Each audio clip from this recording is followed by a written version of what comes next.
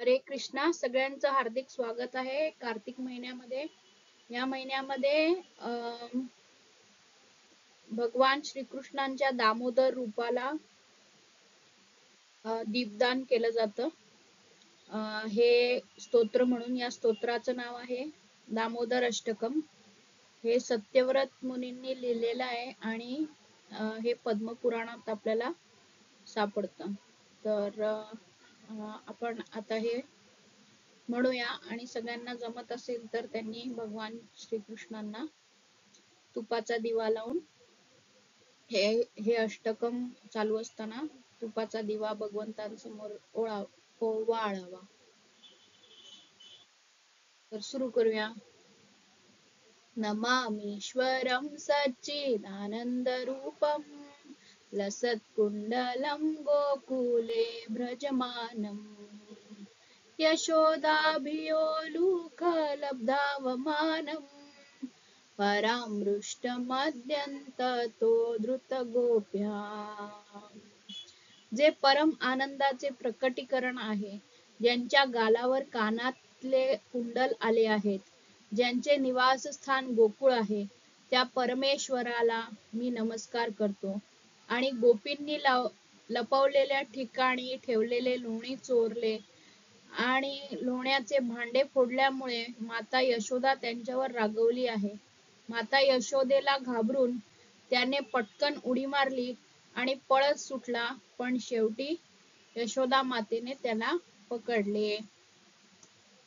रुदन्तं मुहुर्नेत्रं युग्मं रुचन्तं कराम्भोजयुग्मेन सातङ्कनेत्रम् मुहुश्वासकं पत्रीरेखाङ्ककण्ठ स्थितग्रैव दामोदरं भक्तिबद्धम्.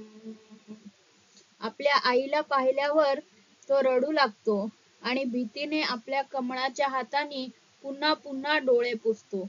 त्याचे डोळे भीतीने भरले आहेत आणि तो पटकन श्वास घेत आहे, त्यामुळे त्याच्या गळ्यातल्या मोत्यांचा हार थरकत आहे. माता यशोदेने त्यांच्या पोटाला प्रेमाच्या दोरीने बांधले आहे. अशा परम परमेश्वराला मी नमन करतो. ईदृक्स्वलीलाभिरानन्दकुण्डे स्वघोषं निमज्जन्तम् अख्यापयन्तम् तदीशितज्ञेषु भक्तेर्जितत्वम् पुनः प्रेमतस्तं शतावृत्ति वन्दे.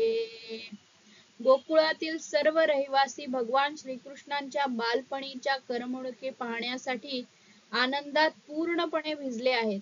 जे भक्त केवळ वैकुंठातील नारायणांच्या त्यांच्या वैभवशाली रूपाकडे आकर्षित होतात, त्यांच्यासाठी भगवान येथे प्रकट करतात. काय प्रकट करतात? ते म्हणतात, मी शुद्ध प्रेमळ भक्तीने जिंकलो आणि भारावून गेलो.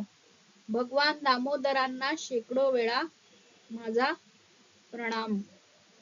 अशा भगवान दामोदरांना माझा शेकडो वेळा प्रणाम. वरम देव मोक्षं न मोक्षावधिं वा न चान्यं वृणेऽहं वरेशादपीहा इदं ते वपुर्नाथ गोपाल बालम सदा मे मनस्या वीरस्तां किमन्यै. हे परमेश्वरा, जरी तू सर्व प्रकारचे वरदान देऊ शकतोस, तरी मी तुला सांसारिक जीवनातून मुक्ती द्यावी अशी माझी अपेक्षा नाही. मला तुझ्या वैकुंठात स्थान किंवा कोणत्याही वरदानाची इच्छा नाही. हे स्वामी, मी फक्त प्रार्थना करतो, तुझ्या बालपणीच्या रूपाचे दर्शन माझ्या हृदयात कायमचे राहील. त्याशिवाय अन्य दुसरी कुठलीही इच्छा नाही.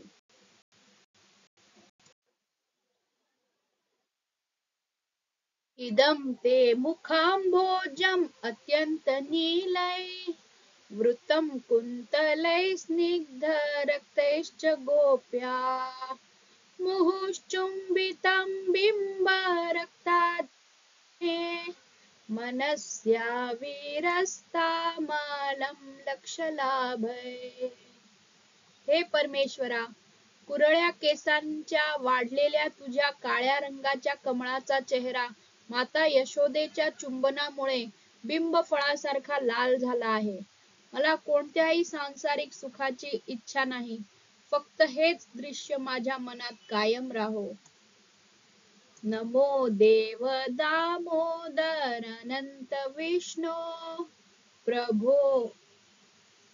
नमो देव दामोदर अनंत विष्णू प्रसीद प्रभो दुःख जलाब्धिमग्नम् कृपा दृष्टि वृष्ट्याति दिनं बतानु गृहाणेश मामज्ञे मध्याक्षि दृश्याम्. हे प्रेमाच्या महासागरा, हे दामोदरा, हे अनंत विष्णू, माझ्यावर प्रसन्न व्हा. मी दुःखाच्या समुद्रात खोलवर आहे. कृपया माझ्यावर आशीर्वादाचा वर्षाव करा आणि माझ्यासारख्या क्षुद्रावर तुमची दयाळू अमृतमय दृष्टी कायम राहू दे. कुबेरात्मजौ बद्ध मूर्त्यैव यद्वत् त्वया मूर्छितौ भक्ति भाजौ कृतौ च तथा प्रेम भक्तिं स्वकामे प्रयच्छ न मोक्षे ग्रहो मेस्ति दामोदरेहा. हे भगवान दामोदरा, यशोदा मातेने तुला दळणाच्या दगडाने मानले होते तेव्हा तू कुबेराच्या पुत्रांना मणिग्रीव आणि नलकुबर यांना नारद मुनींच्या शापातून मुक्ती दिलीस. ते वृक्ष होण्याच्या शापातून मुक्त होऊन तुझ्या प्रेमळ भक्तीसाठी तुझ्या आश्रयाला आले. जसे तू कुबेराच्या पुत्रांना आशीर्वाद दिलेस तसेच तू माझ्यावर कृपा कर. मला कोणत्याही मुक्तीची इच्छा नाही. नमस्तेस्तु दाम्ने स्फुरदीप्तिधाम्ने त्वदीयोदरायाथ विश्वस्य धाम्ने नमो प्रियायै नमो अनंतलीलाय देवाय तुभ्यम्. हे परमेश्वरा, ज्या महान दोरीने तुझ्या उदराला बांधून ठेवले आहे, जिथून संपूर्ण विश्वाची निर्मिती करणारे ब्रह्मदेव जन्मले आहेत, त्या महान दोरीला मी माझा विनम्र नमस्कार अर्पण करतो. तुझ्या लाडक्या राधा राणींच्या चरण कमळांना मी अनेक वेळा प्रणाम करतो आणि तुमच्या अनंत स्वरूपाच्या आनंदाला वंदन करतो. ही दामोदर लीला दिवाळीच्या दिवशी घडली होती आणि या दामोदर लीलेचे स्मरण करून भगवान श्रीकृष्णांच्या या सुंदर रूपाचे स्मरण करून आपण आजच्या सत्राला सुरुवात करूया. हरे कृष्ण. हरे कृष्णा. सत्राला सुरुवात करण्यापूर्वी आपण गुरु शिष्य परंपरेचे आशीर्वाद घेऊया. ओम अज्ञानतिमिरन्दस्य ज्ञानाञ्जनशलाकया चक्षुरुन्मिलितं येन तस्मै श्री गुरवे नमः. एसी भक्तिवेदांत स्वामी प्रभुपाद, भक्ति सिद्धांत सरस्वती, गौर किशोर, भक्ति विनोद, बलदेव जगन्नाथ, विश्वनाथ, नरोत्तम, कृष्णदास, रघुनाथ जीव, रूप स्वरूप सनातन, श्री चैतन्य महाप्रभु, ईश्वरपुरी, नित्यानंद अद्वैत, माधवेंद्रपुरी, लक्ष्मीपती, व्यासतीर्थ, ब्रह्मण्यतीर्थ, पुरुषोत्तम, जयधर्म, राजेंद्र, विद्यानिधी, दयानिधी, ज्ञानसिंधू, जयतीर्थ, अक्षोभ्य, माधव, नृहरी, पद्मनाभ, मध्व, व्यास, नारद, ब्रह्मा, श्रीकृष्ण. हरे कृष्ण. चला भगवद्गीता वाचूया. या सत्रामध्ये आपल्या सगळ्यांचं स्वागत आहे.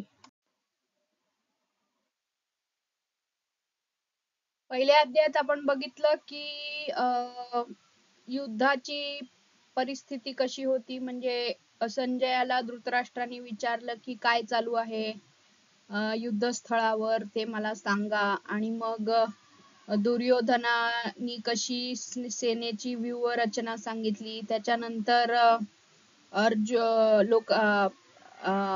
योद्ध्यांनी आपापले शंख वाजवले आणि पांडवांचे शंख ऐकून कौरव विदीर्ण झाले आणि आता मला कोणासोबत युद्ध करायचंय हे बघण्याची अर्जुनाची इच्छा झाली आणि त्यांनी भगवान श्रीकृष्णांना आपला रथ दोन्ही सैन्यांच्या मध्ये उभा करायला सांगितला. आणि जसेच त्यांनी आपले सगळे नातेवाईक बघितले तर अर्जुन एकदम गोंधळून गेला आणि त्यांनी युद्ध न करण्याची अनेक कारणं सांगितली. ती सगळी आपण एकदम विस्तारित रूपामध्ये बघितली.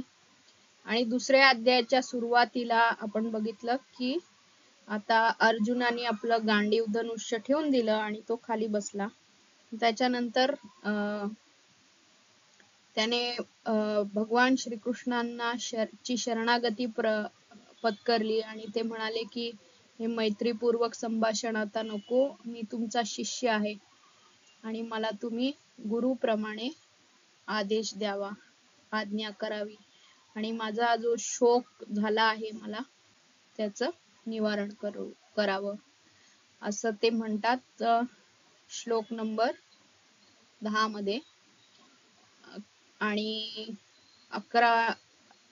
9व्या श्लोकात म्हणतात आणि 10 आणि 11 मध्ये संजय सांगतात की आता ऋषिकेश आणि गुडाकेश यांच्यामध्ये संभाषण पुढे काय होतं ते आता मी सांगतो असं संजय म्हणाले की स्मित हास्य केले. ऋषिकेशाने गुडाकेशाकडे बघून स्मित हास्य केले आणि पुढील प्रमाणे ते म्हणू लागले. तर आता ते पुढील प्रमाणे काय म्हणतात ते आता आपण या सत्रात बघूया.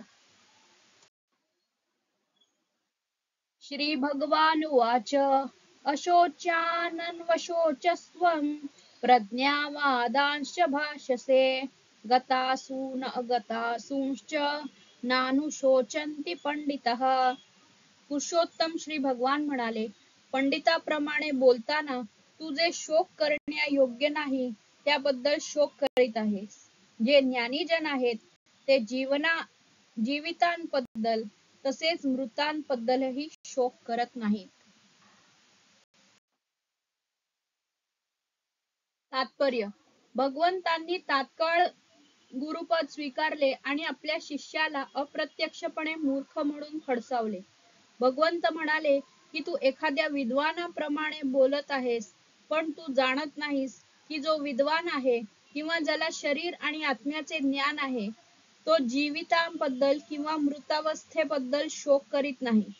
पुढील अध्यायांमध्ये सांगितल्याप्रमाणे जड व चेतन आणि उभयंतांच्या नियंत्रकाला जाणणे म्हणजेच ज्ञान होय. राजकारण आणि समाजशास्त्र यांच्यापेक्षा धार्मिक तत्वांना अधिक प्राधान्य देण्यात यावे असा अर्जुनाचा युक्तिवाद होता. पण त्याला माहित नव्हते की धार्मिक तत्वांपेक्षाही जड प्रकृती, आत्मा आणि परमात्मा यांच्याबद्दलचे ज्ञान हे अत्यंत महत्त्वपूर्ण आहे आणि या ज्ञानाच्या अभावामुळे त्याने महान विद्वान व्यक्तीचा आव आणायला नको होता.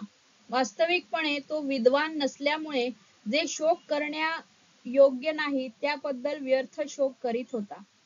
या शरीराचा जन्म झाला आहे आणि आज ना उद्या निश्चितपणे याचा नाश होणारच आहे. म्हणून आत्म्याइतके हे शरीर महत्त्वपूर्ण नाही. हे जो जाणतो तोच खरा पंडित आहे आणि भौतिक शरीराची कोणतीही स्थिती त्याच्या शोकास कारणीभूत होत नाही. तर आता इथे प्रभुपाद 2 मुद्दे मांडतायत. एक म्हणजे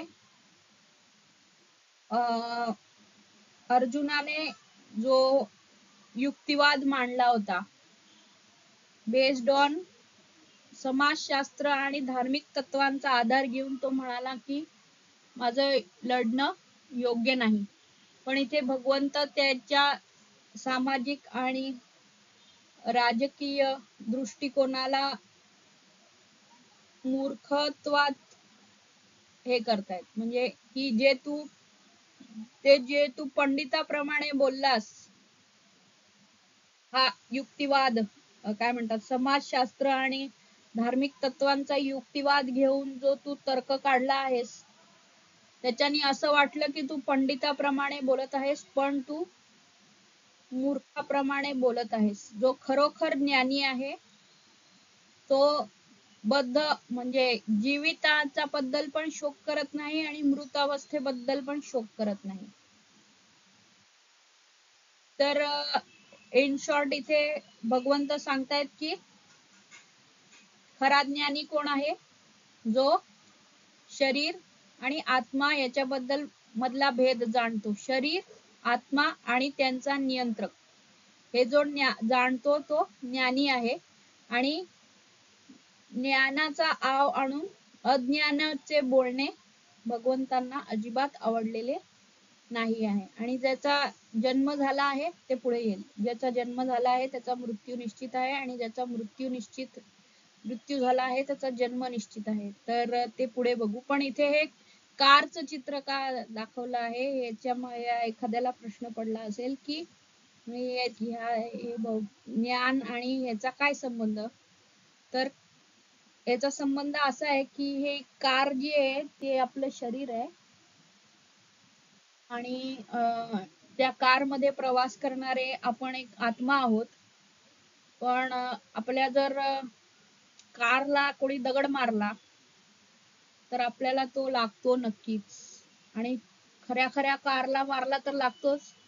आपल्या शरीराला म्हणजे काय बोलतात त्याला, शरीर रूपी कारला पण जर कोणी मारलं किंवा लागलं तर ते लागतं.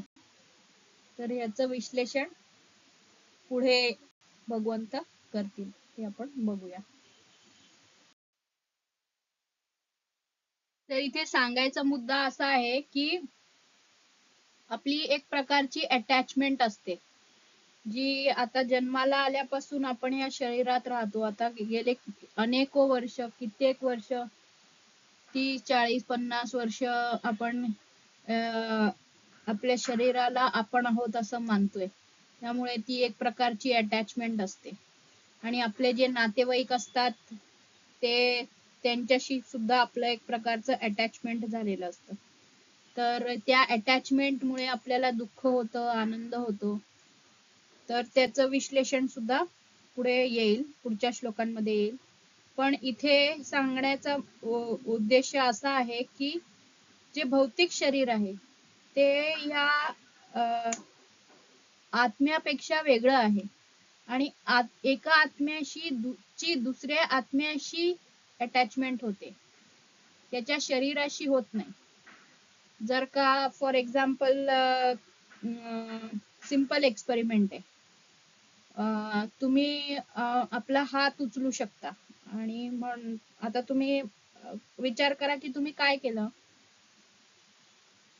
तुम्ही तुमचा हात उचलला, तर तुम्ही स्वतःला उचललं का? तुम्ही तुमचा हात आहात का? नाही. तुम्ही तुमचा हात किंवा हे तुमचं शरीर आहे ते तुमच्या यूज साठी दिलेलं आहे.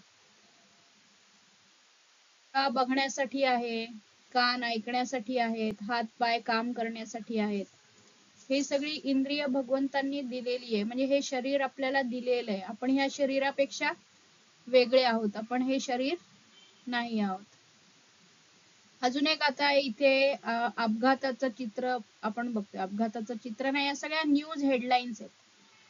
तर कुठली पण न्यूज हेडलाईन आपल्याला असं सांगते का की फॉर एक्झाम्पल एखादं विमान क्रॅश झालं, तर ते असं न्यूज मध्ये मांडतात का की बोईंग 447 फॉर एक्झाम्पल विमानाचा अपघात झाला आहे, त्या अपघातामध्ये एवढ्या कोटींचं विमान तुटलं फुटलं गेलं आहे, त्याच्यात एवढं आयर्न डिकम्पोज झालं आहे, एवढं पेट्रोल वाया गेलं आहे. ही सगळी न्यूज हेडलाईन येते का? नाही. तर इथे न्यूज हेडलाईन काय येते की एवढे लोक मारले गेले, एवढे लोक मृत झाले. लोकांबद्दल का सांगितलं जातं कुठल्याही हेडलाईन मध्ये? कारण लोक महत्वाची आहेत. आत असणारा आत्मा महत्वाचा आहे. जोपर्यंत तो आत्मा आहे तोपर्यंत शरीर फंक्शन करतंय. एकदा का त्याचं संपलं, कर्तव्य संपलं किंवा ते निष्काम झालं, तर ते सोडून आत्मा निघून जातो. पण याचा अर्थ असा झाला का की गेलेल्या आत्म्याबद्दल आपण शोक करायचा नाही, अरे तो तर गेलाय, हे आपण जाणलं पाहिजे की हा बाबा तो गेलेला आहे पण त्याच्याशी आपला काहीतरी संबंध होता, त्यांनी आपल्यासाठी काहीतरी केलं होतं, आपण त्याच्यासाठी काहीतरी केलं होतं, तर या संबंधाला जाणून आपण नक्की दुःख व्यक्त केलं पाहिजे. आणि जर आपण ते नाही केलं तर आपण माणूस नाही, आपण टेक्निकल रोबोट, आपण रोबोट होऊन जाऊ, आपण माणूस राहणार नाही. ठीक आहे, तर हा शरीर, आत्मा आणि त्या दोघांचा नियंता. आता शरीर आणि आपल्या जो शरीर आहे तेवढ्या पुरतेच आपण त्याचे नियंता आहोत, त्याचे पण एका लिमिटेड अमाउंट मध्येच आपण नियंता आहोत, आपण सगळं काही नियंत्रण करू शकत नाही. पण भगवान श्रीकृष्ण हे सगळं काही नियंत्रण करू शकतात. हा आपल्यामधला आणि भगवंतांमधला एक इम्पॉर्टंट फरक आहे. तर ह्याचंच विश्लेषण अजून पुढे येणार आहे. पण इथे हे परत परत सांगण्याचा मुद्दा हा आहे की आत्म्याबद्दल शोक करू नये, कारण आत्मा हा सनातन आहे, कायम आहे. पण आत्मा, जोपर्यंत आत्मा आहे तोपर्यंत शरीराला महत्व आहे, नाहीतर otherwise it is just a lump of matter. तर आता इथे विचार करण्यासारखी गोष्ट अशी आहे की जर शरीर हे लंप ऑफ मॅटर आहे, त्याला तर ते ऑलरेडी मृत आहे, आणि आत्मा हा सनातन आहे, आत्मा हा कधी मारला जाऊ शकत नाही आणि कधी जन्माला येत नाही. मग नक्की जन्म कोणाचा होतो आणि मृत्यू कोणाचा होतो? तर याचा तुम्ही विचार करा आणि याच्याबद्दलची चर्चा आपण पुढच्या सत्रात करू की नक्की मृत्यू कोणाचा होतो, शरीराचा होतो का? शरीर तर ऑलरेडी मृत आहे. एक कोणीतरी एक सायंटिस्ट होता, त्यांनी सगळं मेजर केलं आणि शरीरात जेवढे केमिकल्स आहेत त्याचं केमिकल इक्विव्हॅलेंट काढलं तर 110 का 120 रुपये एवढी शरीराची किंमत आहे. शरीराची म्हणजे शरीराच्या केमिकल्स मध्ये, मग त्याला एवढं का महत्व दिलं जातं?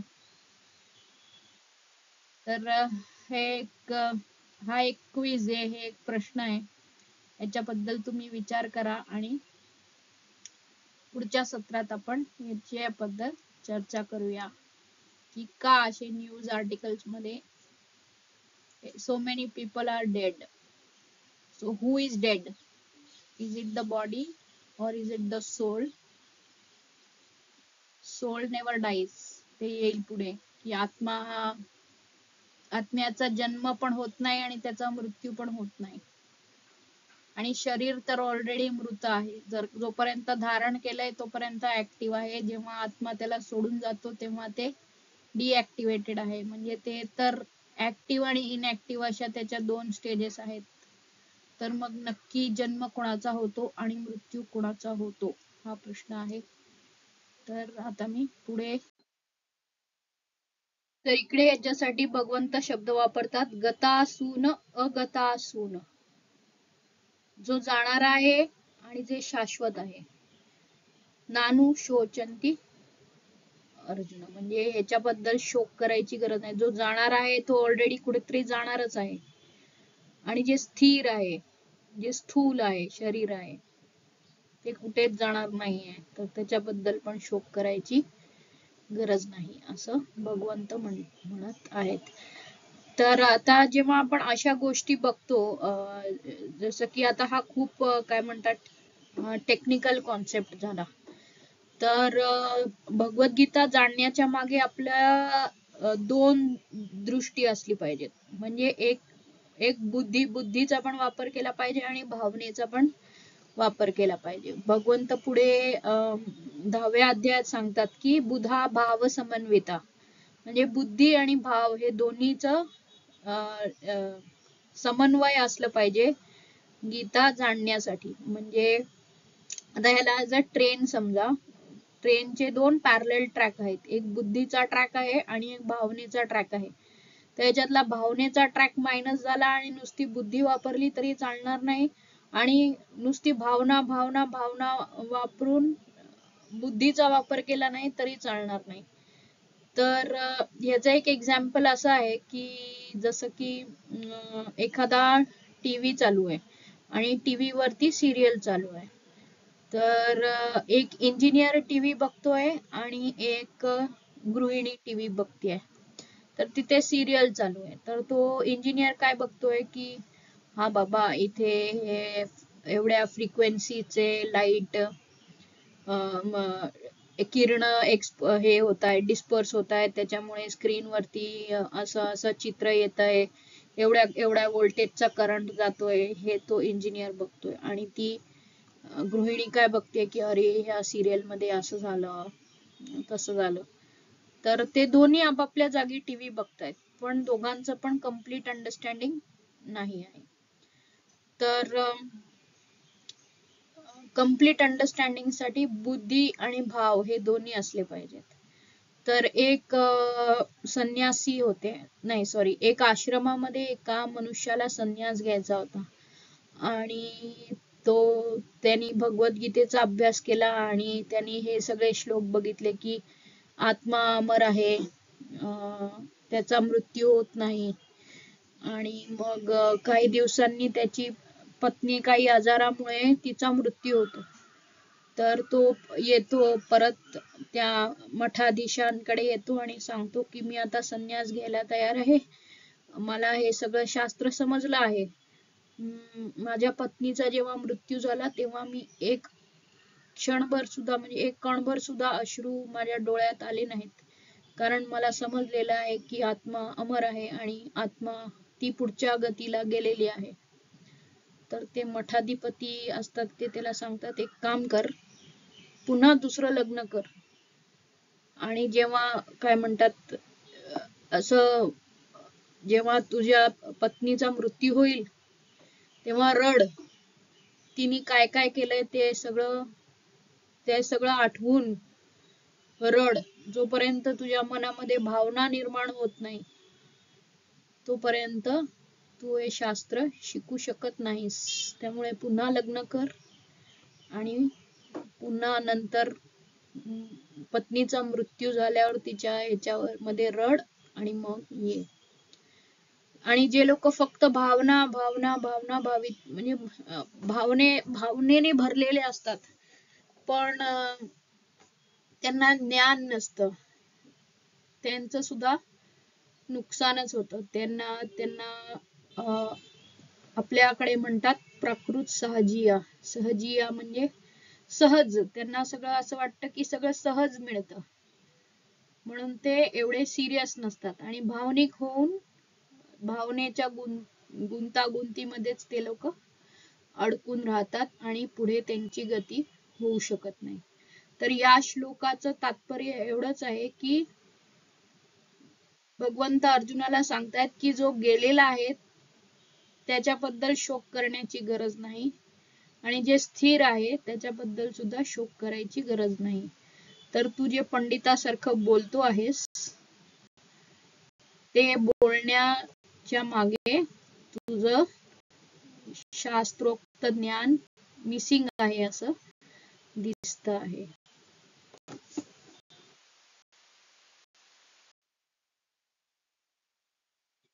आता आपण पुढे जे भगवद्गीता बघणार आहोत तर त्याच्यासाठी काही टेक्निकल कॉन्सेप्ट येतील. तर त्या टेक्निकल कॉन्सेप्टचं फाउंडेशन म्हणून मी ही स्लाइड तयार केलेली आहे.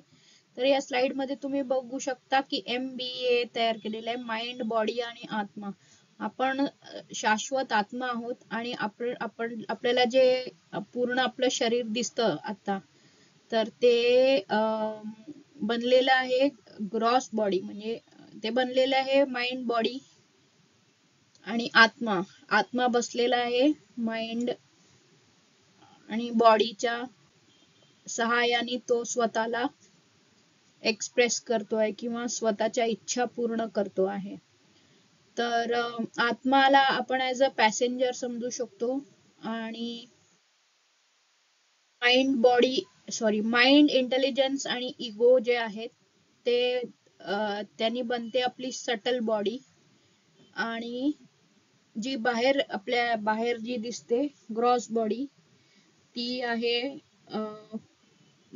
अर्थ, वॉटर, एअर, फायर, इथर, म्हणजेच पृथ्वी, जल, वायू, अग्नी आणि आकाश या 5 तत्वांनी बनलेली आपली बाह्य शरीर आहे. आणि जे मन, बुद्धी आणि अहंकार आहेत ते ऍज अ सॉफ्टवेअर आपण समजू शकतो. की बघा, एक एक्झाम्पल देते मी की असं म्हटलं जातं की आपल्या ज्या बाहेरच्या सेल्स आहेत, शरीराच्या ज्या सेल्स आहेत, त्या आफ्टर एव्हरी आफ्टर एव्हरी 12 का 13 इयर्स मध्ये त्या पूर्णपणे चेंज झालेल्या असतात.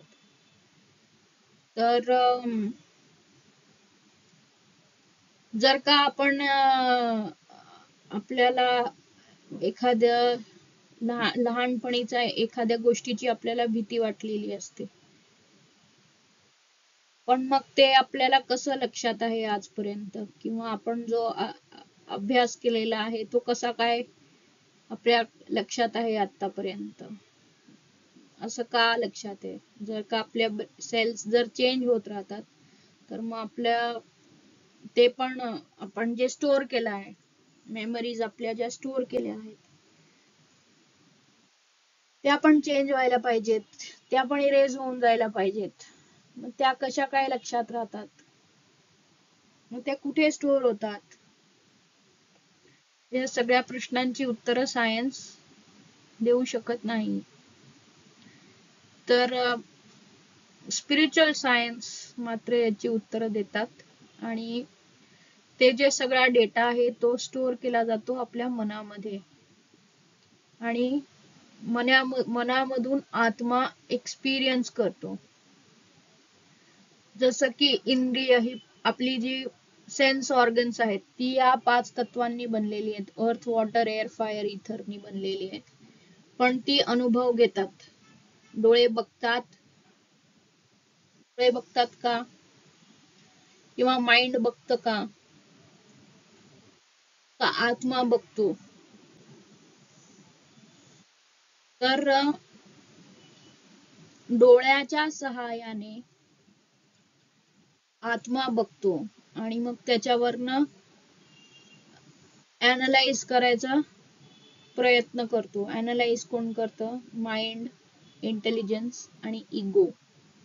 तर माइंड जो आहे तो आपला मन आहे, जे आपल्याला जे स्टोअर करून ठेवतं एक्सपिरियन्सेस. आणि हा हे एखादी गोष्ट आपण बघितली, म्हणजे फॉर एक्झाम्पल गुलाबजामुन आवडतात, तर नेक्स्ट टाइम गुलाबजामुन हा शब्द जरी ऐकू आला तरी तोंडाला पाणी सुटतं, किंवा दिसले तरी पाणी सुटतं. तर हे कनेक्शन कोण करतं? माइंड करतं. आणि इंटेलिजन्स काय सांगतं आपल्याला की कर किंवा नको करू, ह्या 2 गोष्टी इंटेलिजन्स सांगतं. इंटेलिजन्स म्हणजे त्या रथातला सारथी आहे, जो आपल्याला राईट किंवा रॉंग हे जज करायला हेल्प करतो. आणि इगो म्हणजे, याला फॉल्स इगो पण म्हणतात कधी कधी, कारण जेव्हा आपण एखादी गोष्ट जी आहे, फॉर एक्झाम्पल ती माझी आहे, हे माझं आहे, हे शरीर माझं आहे, किंवा हे एखादी वस्तू माझी आहे, हे जेव्हा आपण हे जजमेंट करायचं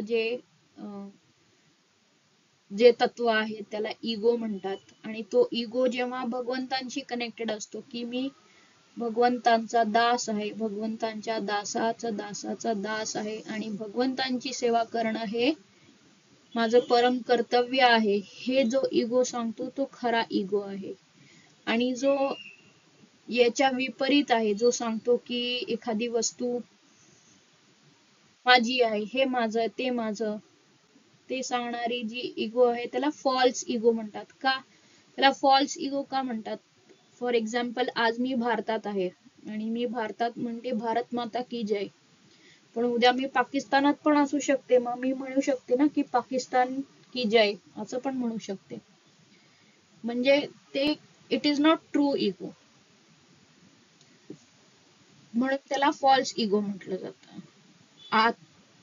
समजलं? आय होप या कॉन्सेप्ट क्लिअर झाल्या असतील. आणि नाही तर ह्या काय म्हणतात, जसजसं आपण पुढच्या श्लोकांमध्ये जाणार आहे तर या गोष्टी येणारच आहेत. पण मी विचार केला की जस्ट एक बेसिक सांगावं आणि मग पुढच्या श्लोकांकडे वळावं. तर याबद्दल कोणाला काही प्रश्न असतील तर तुम्ही विचारू शकता. वाहम जातु नासम न त्वं नेमे जनाधिपाः न चैव न भविष्यामः सर्वे वयमतः परम. ज्या काळी मी, तू आणि हे सर्व राजे अस्तित्वात नव्हते असा काळ कधीही नव्हता आणि भविष्य काळात आपण अस्तित्व विहीन होणार असेही नाही. तात्पर्य: वैयक्तिक कर्मानुसार आणि कर्मफलानुसार विविध अवस्थांमध्ये असणाऱ्या असंख्य जीवांचे पालनकर्ता पुरुषोत्तम श्री भगवान आहेत, असे कठोपनिषद आणि श्वेताश्वतर उपनिषदामध्ये सांगण्यात आले आहे. तेच पुरुषोत्तम श्री भगवान आपल्या पूर्णांशाद्वारे प्रत्येक जीवांच्या हृदयामध्ये स्थित आहेत. जे संतजन त्या भगवंतांना आत आणि बाहेर दोन्हीकडे पाहू शकतात त्यांनाच परिपूर्ण आणि शाश्वत शांतीची प्राप्ती होते, असं कठोपनिषदातील 2.2.13 मध्ये सांगण्यात आले आहे. आणि तो श्लोक असा आहे: नित्यो नित्यानां चेतनश्चेतनानां एको बहुनां यो विदधाति कामान् तस्मास्थं येनुपश्यन्ति धीरस्तेषां शांती शाश्वती नेतरेषाम्. अर्जुनाला जे वैदिक सत्य सांगण्यात आले ते जगातील सर्व व्यक्तींनाही, विशेष करून ज्यांच्याकडे वास्तविकपणे अतिशय तोकडे ज्ञान आहे पण स्वतः विद्वान असल्याचा देखावा करतात, त्यांना सांगण्यात आले आहे.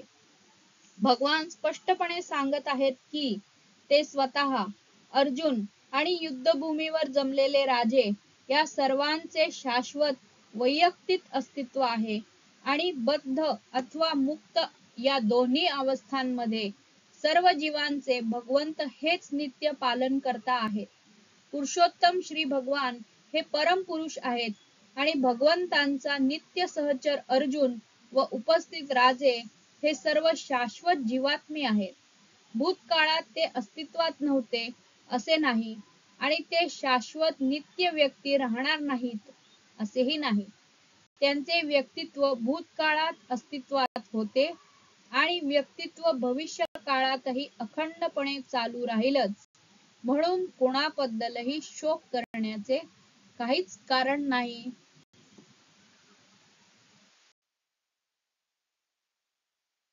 मायावादी तत्वज्ञान सांगते की मोक्षानंतर जीवात्मा हा मायेच्या आवरणातून अलग होतो आणि निर्विशेष ब्रह्मामध्ये विलीन होतो, आपले अस्तित्व गमावतो. पण या सिद्धांताला सर्वश्रेष्ठ अधिकारी भगवान श्रीकृष्णांनी या ठिकाणी पुष्टी दिली नाही. तसेच फक्त बद्धावस्थेत आपण वैयक्तिक अस्तित्वाचा विचार करतो या सिद्धांतालाही या ठिकाणी पुष्टी मिळत नाही. उपनिषदात सांगितल्याप्रमाणे या ठिकाणी श्रीकृष्ण सुद्धा सांगतात की भविष्य काळातही भगवंत आणि इतरांचे स्वतंत्र अस्तित्व निरंतर चालूच राहते. श्रीकृष्णांचे हे विधान अधिकृत आहे कारण श्रीकृष्ण भ्रमित होण्याचा प्रश्नच उद्भवत नाही. जर जीवाचे स्वतंत्र अस्तित्व ही वास्तविकता नसती तर भविष्य काळातील जीवांच्या स्वतंत्र व्यक्तीवर श्रीकृष्णांनी इतका जोर दिलाच नसता. यावर प्रतिवाद करण्यासाठी मायावादी म्हणू शकतील की श्रीकृष्णांनी स्वतंत्र व्यक्तीबद्दल सांगितलेले वचन नसून भौतिक आहे.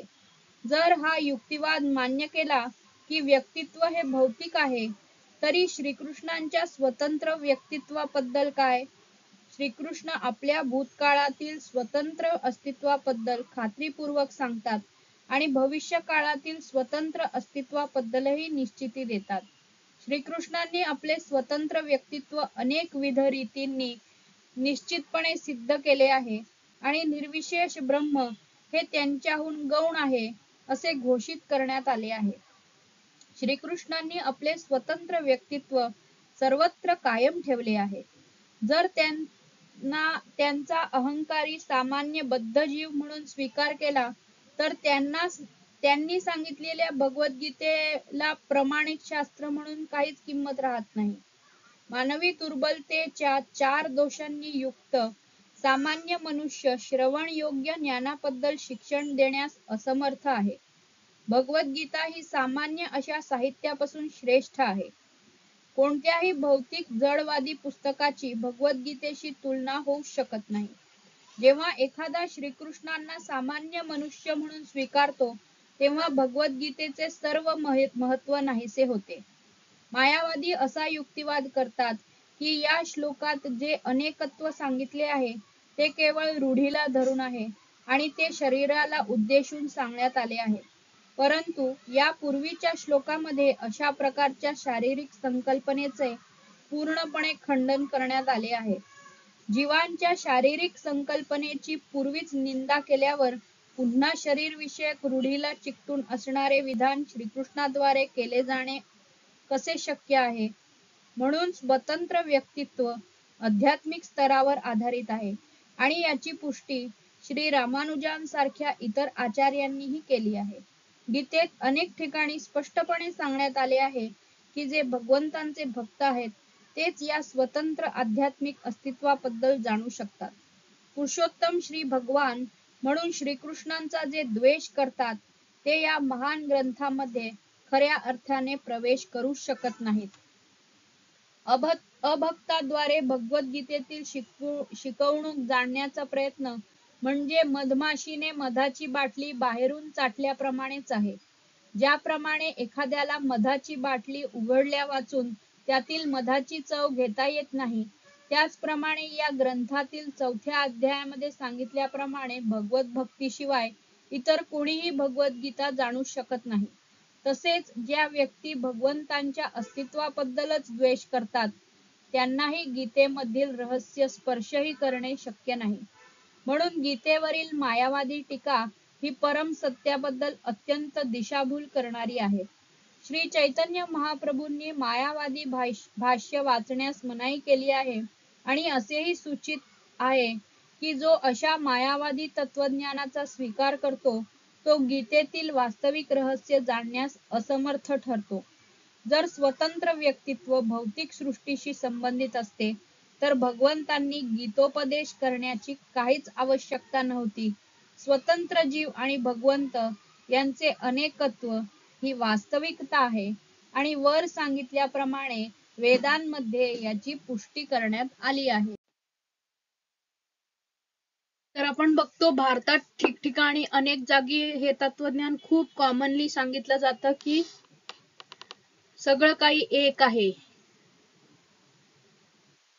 सगळं काही एक आहे. आपण आणि भगवंत एकच आहोत आणि सगळी काही भगवंतांची शक्ती आहे. सगळं काही शक्ती आहे. सगळं काही एक आहे. सगळं काही एक आहे हे तत्वज्ञान किती धोकादायक आहे हे सांगणारी एक छोटीशी गोष्ट सांगते. तर एकदा एक गुरु आणि त्यांचे शिष्य असे ते गावोगावी फिरत असतात आणि भिक्षा मागून लोकांना ज्ञान देत असतात. तर ते एक दिवशी एका गावात येतात किंवा एका राज्यात येतात. ती थोडी विचित्र असते. राज्य विचित्र इन द सेन्स ते तिथल्या मार्केटमध्ये जातात आणि मार्केटमध्ये बघतात तर तिथे सगळं काही 1 रुपयाला मिळतं. कुठलीही वस्तू घ्या तुम्ही, सगळ्या वस्तू फक्त 1 रुपयाला, 1 रुपया किलो. मग तुम्ही साखर घ्या ती पण 1 रुपया किलो, भाजी घ्या 1 रुपया किलो, तूप घ्या 1 रुपया किलो, दूध घ्या 1 रुपया किलो, सगळ्या गोष्टी 1 रुपया किलो या भावाने मिळत असतात. तर हे जेव्हा ते गुरु बघतात तर ते शिष्यांना सांगतात की हे खूप डेंजरस जागा आहे, इथे तुम्ही थांबू नका. पण त्यातला जो एक शिष्य असतो तो सगळं बघून खुश होतो. तो म्हणतो अरे आपल्याला इथे काही जास्ती खर्च करायची गरज नाही लागणार. तर तो आपल्या गुरुजींना म्हणतो की मी ना इथेच थांबतो, तुम्ही सगळे व्हा पुढे. मग ते गुरुजी त्याला सांगतात की ठीक आहे, तुला थांबायचं तर थांब, पण जर का तू कुठल्या संकटात पडलास तर माझं स्मरण कर, मी तुला वाचवायला येईन. तर तो ठीक आहे म्हणतो, मी राहतो इथेच, आणि तो खूप खुश होऊन जातो. आणि मग तो असं सगळ्या गोष्टी स्वस्तात मिळाले, 1 रुपयाला त्याला सगळं काही मिळत असतं. तर तो 1 रुपयाचे मिठाई खाऊन खाऊन खाऊन खाऊन एकदम गोलम गोल होतो, आणि तो एका जागी बसून म्हणजे तो खादंतीचं काम करत राहतो. आणि मग मग एक दिवशी काय होतं की त्या गावामधल्या एका गावकऱ्याची बकरी मरते. तर बकरी का मरते, तर त्याच्या शेजारच्याची भिंत तिच्यावर पडते, आणि ते लागल्यामुळे ती बकरी बिचारी मरून जाते. तर मग तो बकरीवाला जातो राजाच्या दरबारात आणि सांगतो की मला न्याय द्या. तर ते राजा विचारतात की काय झालं, कशामुळे तुझी बकरी मेली. तर तो म्हणाला की शेजारच्याची भिंत पडली आणि म्हणून ती मेली. तर ते म्हणतात ठीक आहे, शेजारच्याला बोलवा. शेजारच्याला फाशीची शिक्षा सुनावतात ते. मग शेजारी म्हणतो की अरे, याच्यात माझी काय चूक आहे, त्या गवंडीनेच नीट बनवली नाही भिंत. तर मग ते राजा म्हणतो ठीक आहे, गवंडीला बोलवा, गवंडीला शिक्षा द्यायची आहे. मग गवंडी म्हणतो की नाही नाही, ह्याच्यात माझी काही चूक नाहीये. मी जेव्हा भिंत बनवत होतो तेव्हा तो जो दर्जी होता त्यांनी माझ्या डोळ्यात सुई टोचली, त्यामुळे माझ्या डोळ्याने नीट दिसलं नाही, म्हणून मग मी तशीच भिंत बनवली. तो म्हणतो ठीक आहे, मग त्या टेलरला बोलवा, शेंप्याला बोलवा, ज्याची सुई त्याच्या डोळ्यात गेली. मग तो शिंपी येतो. तो शिंपी म्हणतो की नाही नाही, याच्यात माझी काही चूक नाही आहे. तो जो काय म्हणतात ब्लॅकस्मिथ असतो, ब्लॅकस्मिथ म्हणजे काय म्हणतात मराठीमध्ये, जे लोखंडाचं सामग्री बनवतात, लोहाराची चूक आहे. त्यांनी चूक केली, त्याच्या चुकीमुळे ती सुई त्याच्या डोळ्यात गेली. मग ते म्हणतात ठीक आहे, लोहाराला बोलवा. तर लोहार म्हणतो की नको नको, प्लीज मला नका बोलवू, मला नका मारू, मी काय म्हणतात, मला माझं फॅमिली सांभाळायची आहे, आणि माझं घरदार आहे, मुलं बाळ आहेत. तर राजा म्हणतो की ठीक आहे, तर तुला आजपासून 15 दिवसानंतर तुला फाशी दिली जाईल. तर ते बनवतात त्याच्या मापाप्रमाणे, लोहाराच्या मापाप्रमाणे ते बनवतात, काय म्हणतात त्याला, फाशीच दोरी बनवतात. मग असं होतं की 15 दिवस तो टेन्शन मध्ये येतो लोहार, आणि 15 दिवस काही खात पित नाही तो, आणि ते एकदम कमी होऊन जातं त्याचं शरीर पूर्ण, तो एकदम काळी किडा होऊन जातो. तर तो काळी किडा झाल्यावरती मग आता कोणाला फाशी द्यायची. मग तो राजा म्हणतो ठीक आहे, ज्याच्या गळ्याला ती फाशीची दोरी परफेक्ट बसेल त्याला फाशी दिली जाईल. अरे कसला मूर्ख राजा तो. तर तिथे तो ब्राह्मण बसलेला असतो, ब्राह्मण शिष्य, जो खाऊन पिऊन हे केलेला असतो. तर त्याच्या गळ्याला ते परफेक्ट बसतं. मग तो म्हणतो अरे आता मी तर फसलो. पण त्याला आठवतं की त्याचे गुरुनी त्याला सांगितलेलं असतं की तू संकटात पडलास की माझं स्मरण कर, मी येईन आणि तुला वाचवीन. तर त्याचे गुरु येतात, आणि त्याचे गुरु त्याच्या कानामध्ये काहीतरी सांगतात, आणि ते म्हणतात थोडा वेळ थांबा, अजून थोडा वेळ थांबा. आणि गुरु म्हणतात की मला फाशी द्या. मग शिष्य म्हणतो नाही नाही, मला फाशी द्या. गुरु म्हणतात मला फाशी द्या. शिष्य म्हणतो मला फाशी द्या. अरे तुमचं काय चाललंय, कानामध्ये खुसूर पुसूर केल्यापासून मला फाशी द्या, मला फाशी द्या, काय आहे ते मला सांगा, कशामुळे तुम्ही असं बोलताय. तर ते गुरु म्हणतात की आता थोड्याच वेळात असा खूपच शुभ मुहूर्त आहे की जी व्यक्ती या मुहूर्तावर मरेल ती पुढच्या जन्मी संपूर्ण प्रांताचा महाराज बनेल. तर तो गावचा राजा असतो तर तो एकदम खुश होऊन जातो. तो म्हणतो अरे मी जिवंत असताना तुम्ही कसे महाराज बनू शकता, तुम्ही दोघं कसे एवढे कसे स्वार्थी बनता आणि तुम्ही कसे महाराज बनू शकता. तर तो राजा आज्ञा देतो एक काम करा मलाच फाशी द्या. आणि राजा त्याचे सैनिक आपल्या राजालाच फाशी देतात. पण असं करून तो आपल्या शिष्याला वाचवतात. तर या कहाणीचं तात्पर्य काय आहे की सगळं काही एकच नाही असू शकत, सगळं काही एकच आहे. हे तत्वज्ञान किती भयंकर आहे या स्टोरीतून आपल्याला समजलं की it is a very dangerous philosophy. आणि ह्याच्यानी काय होईल, आपलं आध्यात्मिक जीवन संपूर्ण उद्ध्वस्त होऊन जाईल जर का आपण सगळं मानलं की सगळं काही एक आहे, सगळं काही एक आहे. तर याच्यावरती अजून एक या गोष्टी व्यतिरिक्त अजून एक इन्सिडेंट येतो. ते प्रयागराज मध्ये कुंभमेळा असतो बघा. तर त्या कुंभमेळ्यामध्ये एकदा प्रभुपाद आणि त्यांचे सगळे शिष्य गेले होते आणि तिकडे हे सगळं काही एक आहे तत्वज्ञान सांगणारे मायावादी संन्यासी ते पण तिकडे आले होते आणि वाजत होती कडाक्याची थंडी. तर प्रभुपाद काय म्हणाले त्यांना की एक काम करा, तुम्ही एक धागा घेऊन झोपा, कारण धागा पण तेच आहे आणि ब्लँकेट पण तेच आहे. पण मी काही म्हणजे आमचं काही तसं तत्वज्ञान नाहीये, त्यामुळे आम्ही घेतो ब्लँकेट आणि तुम्ही घ्या एक सिंगल धागा, कारण धागा आणि ब्लँकेट दोन्ही एकच आहे, हे तुमचंच तत्वज्ञान आहे. अशा प्रकारे प्रभुपाद त्यांना हे करतात.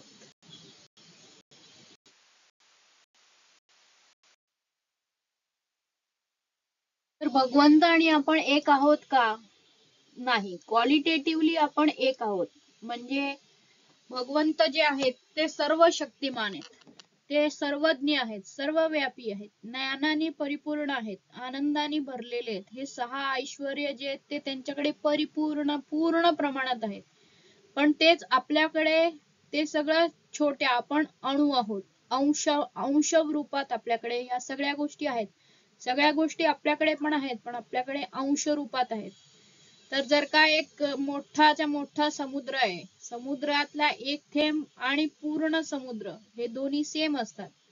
पण समुद्राचा कण आणि समुद्र हे क्वांटिटी मध्ये त्यांच्यात भरपूर फरक असतो. तर आपण आणि देव हे एकच असू शकत नाही. ठीक आहे. जे तत्वज्ञान सांगतं की सगळं काही एक आहे, ईश्वर म्हणजे पुढे नंतर आपणच ईश्वर बनतो, हे सगळ्यात भयंकर तत्वज्ञान आहे. आपण ईश्वर कधीही बनत नाही. ईश्वर हे एकमेव भगवान श्रीकृष्ण आहेत आणि आपण त्यांच्यातून निघालेले त्यांचे स्फुल्लिंग आहोत. ममैवांशो जीव लोके, आपण त्यांचे अंश आहोत आणि आपण त्यांच्याप्रमाणे कधीच होऊ शकत नाही. तर मायावाद तत्वज्ञान काय सांगतं की सगळं काही एक आहे आणि हे जग हे भ्रम आहे आणि सर्व प्रत्यक्षात देव आहेत कृष्णाच्या बरोबरीने. ओके, हे काय सांगतं, सगळं काही हे जग, संपूर्ण जग जे आहे हे भ्रम आहे, हे संपूर्ण मायावादी तत्वज्ञान सांगतं. आणि आपण भ्रमात असल्यामुळे आपण देव आहोत हे आपण ओळखत नाही.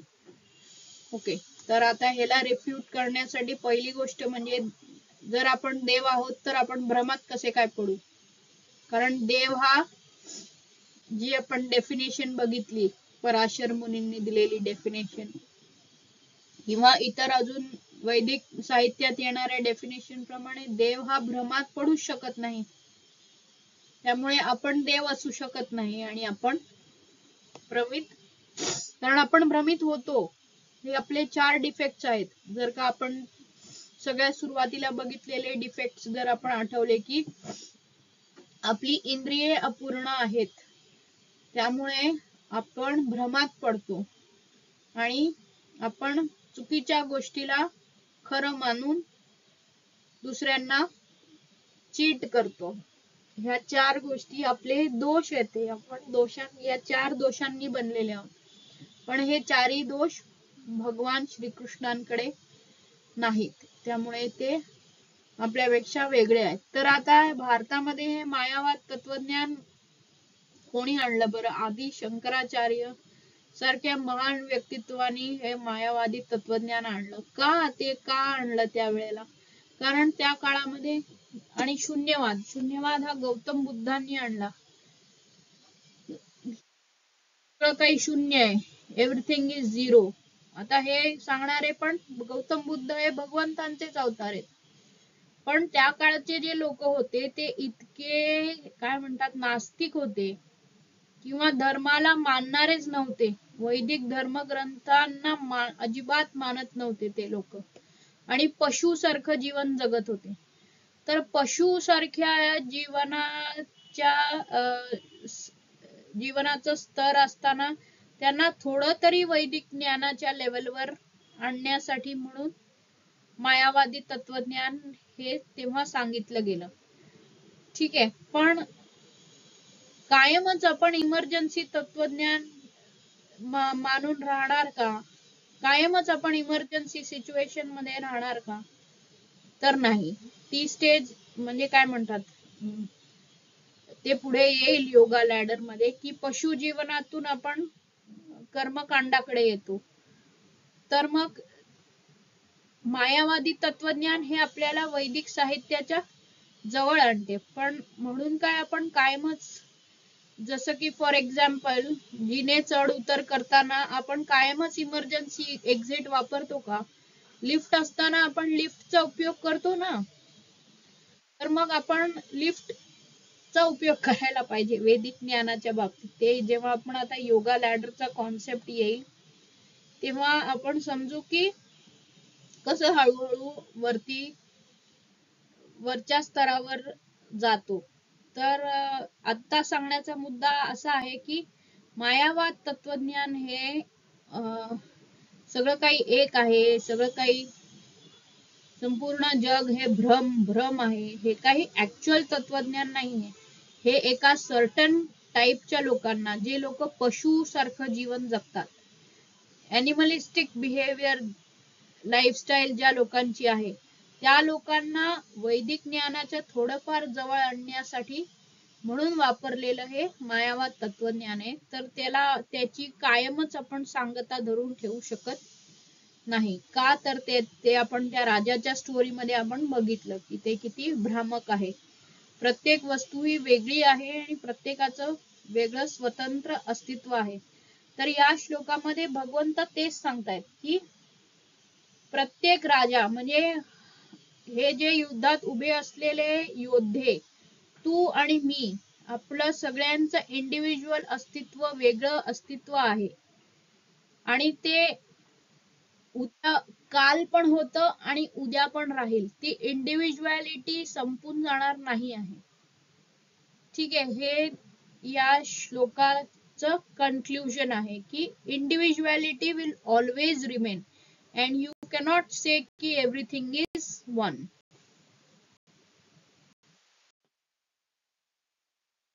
तर याच गोष्टीला स्पष्ट करणारी एक छोटीशी गोष्ट आहे. तर एकदा एक पशु चिकित्सक असतो आणि त्याच्यासोबत त्याचा एक ट्रेनी असतो जो त्याच्या सोबत असतो, त्याच्या बरोबर सगळे एक एक केसेस बघत असतो. तर एकदा एका माणसाकडे घोडा असतो आणि त्याच्या घोड्याचा घसा सुजलेला असतो. तर तो त्या पशु वैद्याला बोलवतो आणि त्याला बघायला सांगतो. तर पशु वैद्य त्याला बघतो आणि तो त्याच्या घशावर जोरदार एक काठी घेऊन मारतो जोरदार आणि दुसऱ्या दिवशी त्याचा घसा बरा होतो. तर त्याच्यासोबतचा जो असिस्टंट ट्रेनी असतो तो पण बघतो आणि तो म्हणतो ह्याच्यात काय ज्ञान आहे, हे तर मी पण करू शकतो. मग दुसऱ्या दिवशी असंच त्याला एक घोडेवाला बोलवतो, त्याला पण सिमिलर त्रास झालेला असतो की त्याचं पण घसा सुजलेला असतो. तर त्याला आदल्या दिवशीचा इन्सिडेंट आठवतो आणि तो पण तो काठी घेतो आणि त्या घोड्याच्या घशाच्या इकडे मारतो जोरजोरात आणि मग काय होतं, थोड्या वेळाने दुसऱ्या दिवशी तो घोडा मरून जातो. तर तो घोडावाला येतो आणि त्या ट्रेनीला एकदम ओरडतो आणि म्हणतो की अरे तू काय मूर्खासारखं केलं, काय इलाज केला तू माझ्या घोड्याचा, माझा घोडा मरून गेला. तर जो ऍक्च्युअल पशु चिकित्सक येतो तो म्हणतो की अरे मूर्खा, तू काही आतलं कारण समजून न घेता जर मला फक्त इमिटेट करणार असशील तर तुला काहीच समजणार नाही. जो पूर्वीचा, जो पहिल्या दिवशीचा घोडा होता त्यांनी एक त्याच्या घशात हे अडकलं होतं, एक झाडाचं मूळ अडकलं होतं. खाताना त्याच्या घसा चोक झाला होता आणि म्हणून मी त्याला जेव्हा मारलं तर त्याच्यामुळे ते त्याच्या घशात जे मूळ होतं झाडाचं, ते जे अडकलं होतं ते तुकडे झाले आणि त्याच्याने त्याचा घसा बरा झाला. पण तू ज्या घोड्याला बघितलंस त्याला झालं होतं इन्फेक्शन आणि ते तू न बघता त्याला डायरेक्ट मारायला सुरू केलंस आणि त्याच्यामुळे तो घोडा मरून गेला. तर प्रॉब्लेम काय आहे, हे जर न बघता आपण डायरेक्ट सोल्युशन सोडवायला गेलो तर आपलं नुकसानच होणार आहे. तर तसंच मायावादी फिलॉसॉफी जर आपण ब्लाइंडली फॉलो केली, सगळं काही एक आहे हे मानून समजून जर आपण ब्लाइंडली फॉलो केलं आणि आपण ईश्वर आहोत, आपण भ्रमात आहोत सध्या आणि मृत्यूनंतर आपला भ्रम मोकळा होईल आणि आपण पण ईश्वर बनू, हे तत्वज्ञान जर आपण फॉलो करणार असू तर पुढे आपल्याला याचा धोकाच मिळणार आहे. कारण ऍक्च्युअली मध्ये तसं नाही आहे. आपण भगवंतांचे अंश आहोत आणि त्यांची सेवा करणं हे आपलं परम कर्तव्य आहे. ते न मानता जर आपण स्वतःलाच ईश्वर मानायला लागलो तर आपण आपलं नुकसानच करून घेणार आहोत.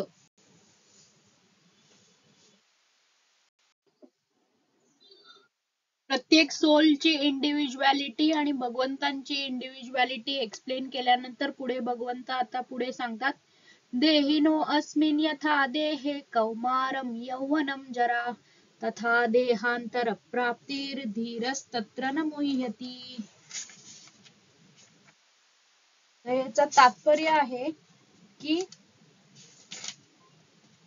ज्याप्रमाणे देहधारी आत्मा अविरतपणे या देहात बालपणापासून तारुण्यात आणि तारुण्यातून म्हातारपणात जात असतो, त्याचप्रमाणे मृत्यूनंतर जीवात्मा दुसऱ्या देहामध्ये प्रवेश करतो. अशा स्थित्यांतरामुळे धीर मनुष्य गोंधळून जात नाही. तात्पर्य: प्रत्येक जीव हा स्वतंत्र देहधारी आत्मा असल्यामुळे तो प्रत्यक्षपणे आपले शरीर बदलत असतो. या बदलामुळे तो कधी बालकाप्रमाणे, कधी तरुणाप्रमाणे तर कधी म्हाताऱ्याप्रमाणे दिसून येतो. असे असले तरी तोच जीवात्मा तेथे असतो आणि त्याच्यामध्ये कोणताही बदल घडून येत नाही. अंततः हा जीवात्मा मृत्यूनंतर शरीर बदलतो आणि दुसऱ्या शरीरात स्थित्यंतरित होतो.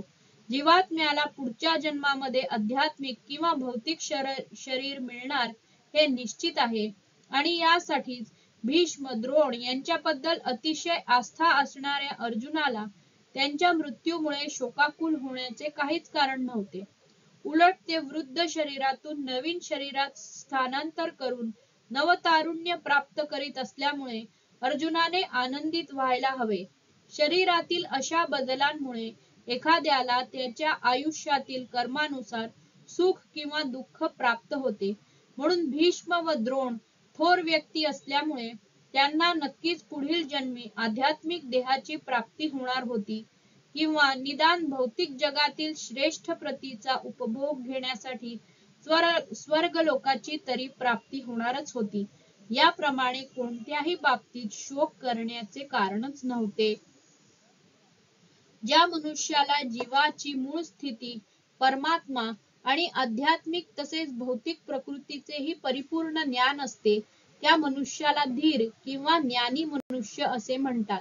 असा मनुष्य शरीराच्या स्थित्यंतरामुळे कधीच गोंधळून जात नाही.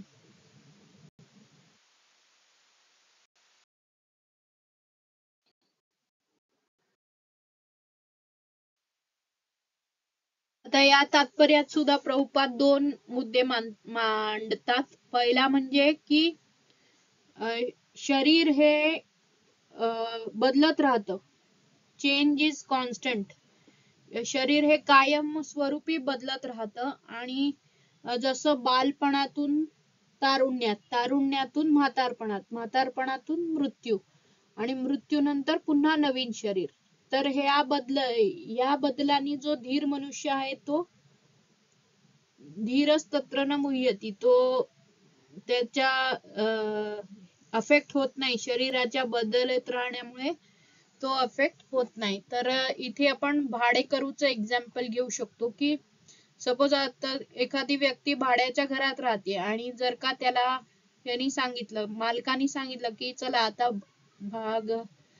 घर खाली करा, घर रिकाम करायची वेळ झाली आहे, तर तो कशा वेळेला काय करतो, आपलं सगळं सामान गुंडाळतो आणि शिफ्टिंग साठी तयार होतो.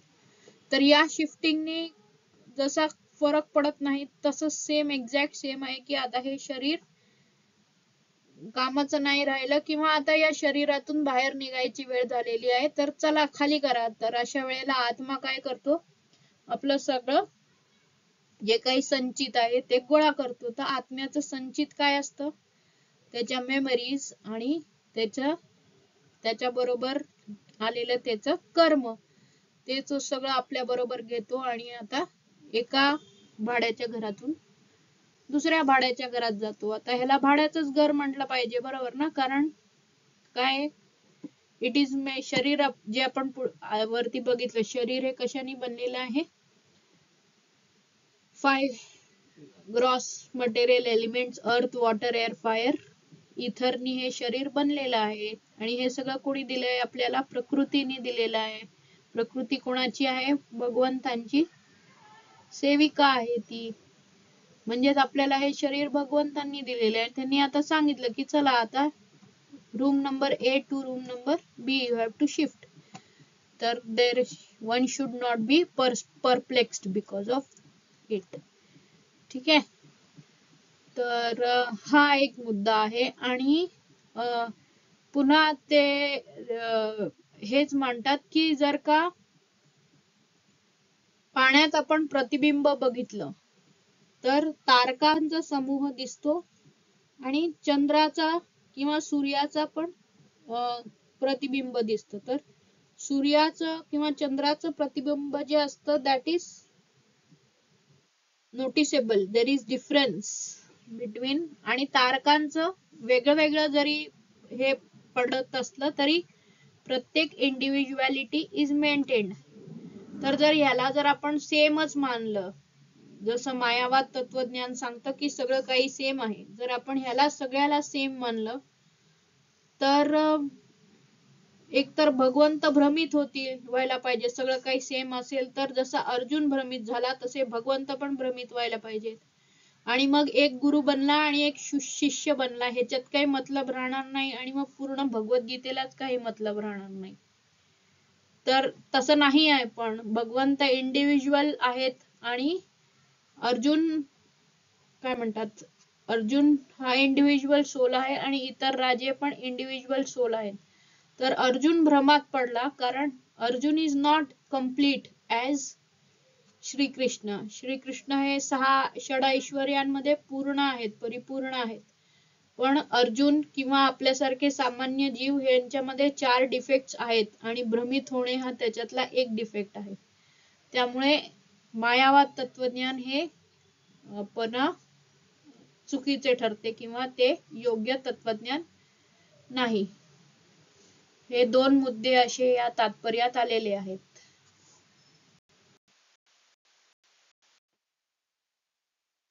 आणि अजून एक महत्वाचा मुद्दा असा आहे की भीष्म आणि द्रोण हे थोर आत्मे होते. त्यांनी आयुष्यभर धर्माचं पालन केलेलं होतं. त्यामुळे त्यांची पुढची गती ही थोरच असणार आहे आणि याबद्दल अर्जुनाला शोक करण्याची गरज नाही.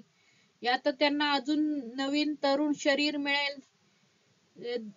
ते जे आता वृद्ध झाले आहेत ते त्यांचं शरीर नष्ट होऊन त्यांना नवीन नवतारुण्याचं शरीर मिळेल. यात त्यांना आध्यात्मिक शरीर मिळेल की ते भगवंतांशी काय म्हणतात त्यांना पुन्हा जन्म मृत्यूच्या ह्याच्यात पडावं लागणार नाही किंवा मग त्यांना असं उच्च कोटीचं शरीर मिळेल जिकडे स्वर्गात वगैरे त्यांना स्थान मिळेल. त्यामुळे अशा स्थित्यंतरामुळे अर्जुनाला शोक करायची गरज नाही.